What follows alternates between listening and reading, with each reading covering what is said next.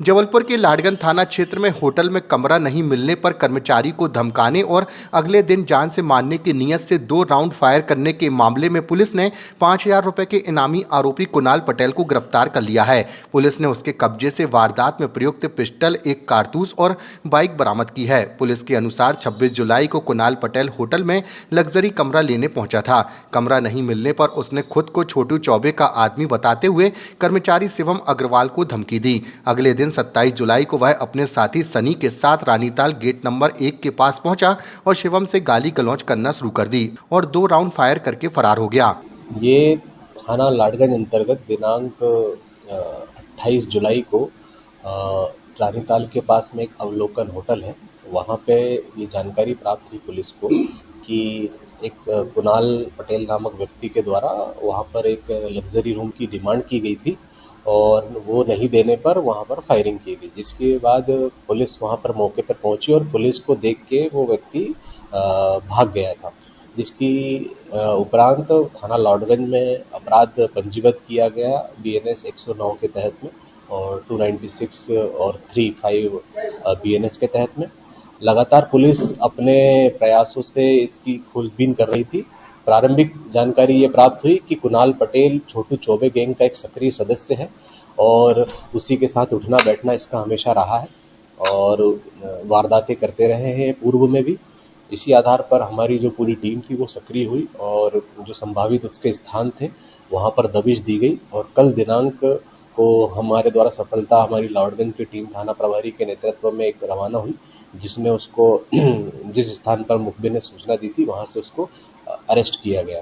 Arrest करने उपरांत जब उससे पूछताछ की गई तो पूछताछ में उसके पास से घटना में प्रयुक्त की गई पिस्टल और एक जिंदा कारतूस बरामद किया है।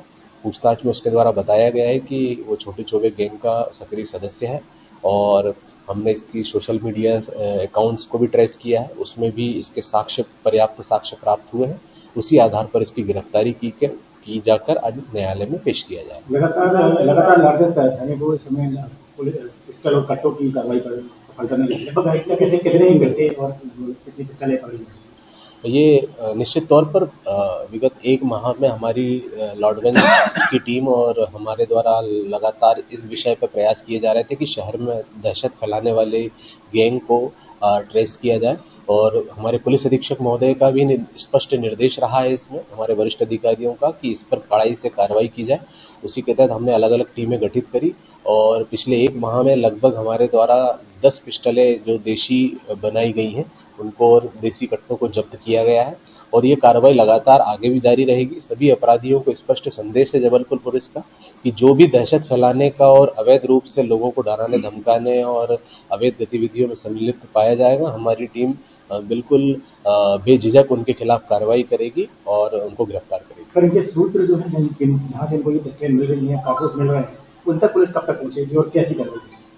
ये बिल्कुल तय है कि इनको जहाँ से ये चीज़ें प्राप्त हो रही हैं या अवैध हथियार प्राप्त हो रहे हैं उस पूरी लिंक को खंगाला जा रहा है, उनके अकाउंट्स को ट्रेस किया जा रहा है और इसके अलावा जो जेल में बंद आरोपी हैं उनकी भी रिमांड लेने के लिए हम न्यायालय से निवेदन करेंगे ताकि एक पूरी गैंग को हम एक कंपोजिट रूप से उनसे पूछताछ कर सके और उस पूरे नेक्सस को हम खत्म कर सकें। इसके खिलाफ कितने प्रकरण हैं? कुणाल के खिलाफ भी 3-4 से ज़्यादा अपराध अलग अलग थानों में दर्ज हैं। अभी प्रारंभिक तौर पे हमें जो जानकारी प्राप्त हुई उसमें थाना लाडगंज और अन्य थाना क्षेत्र में इनके अपराध दर्ज होना पाया गया है।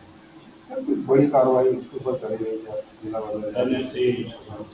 अभी तो इसे अपराध में गिरफ्तार किया गया है और आगे की प्रक्रियाओं में हम देखेंगे कि इसके ऊपर कौन सी और कार्रवाइयाँ हम प्रतिबंधात्मक कर सकते हैं। जो भी आवश्यकता पड़ेगी निश्चित तौर पर हम करेंगे। सर, किसकी भूमिका रही इसको गिरफ्तार करने में, स्टाफ में? इस पूरे घटनाक्रम के बाद जो टीम गठित की गई थी उसमें थाना लाडगंज के थाना प्रभारी, उप निरीक्षक नादोनिया, इसके अलावा कांस्टेबल और हेड कांस्टेबल पंकज हुलेश और यहाँ के जो 2IC हैं मनोज, इसके अलावा ASI राजेश वर्मा, ये सभी की महत्वपूर्ण भूमिका रही है। इसके अलावा भी प्रत्यक्ष अप्रत्यक्ष तौर पर हमारे मुखबिरों का सहयोग रहा है। कितना इनाम? इसके ऊपर 5,000 रुपये का इनाम घोषित था और जिसे आज कल पकड़ लिया गया।